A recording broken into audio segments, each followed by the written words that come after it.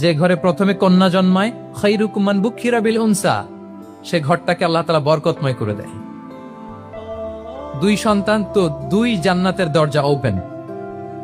2 কন্যা সন্তান, 3 কন্যা সন্তান তো 3টা জান্নাতের দরজা ওপেন। সুবহানাল্লাহ। স্ত্রী হয়ে যখন ঘরে যাবে, যে ব্যক্তি তার স্ত্রীর কাছে সেরা, পরিবারের কাছে সেরা, সে সবার কাছে সেরা, সে আল্লাহর কাছে সেরা। সুবহানাল্লাহ। এবং কোন মা যদি সন্তান জন্ম দিতে যে মারা যায়, কিয়ামতের দিন আল্লাহ তাআলা ওই মাকে শহীদদের কাতারে দাঁড় করাবেন। আর যদি সেফলি সন্তান ভূমিষ্ঠ হয়, আল্লাহ বলে মায়ের পায়ের নিচে ওই সন্তানের বেহেশত। সুবহান। কিভাবে নারীর স্টেটাস, মর্যাদাকে ইসলাম বাড়িয়েছে। এবং এই যে ইসলাম যে নারীকে যে ভিআইপি হিসেবে কনসিডার করে, হ্যাঁ, ইসলামের দেয়া নারীর ড্রেস কোড নিয়ে আমাদের অনেকের কত কথা, কত ক্রিটিক। এটা কেন করে? কারণ Islam consider women as a queen. Islam তো নারীকে রানী হিসেবে কনসিডার করে। কি হিসেবে বলেন?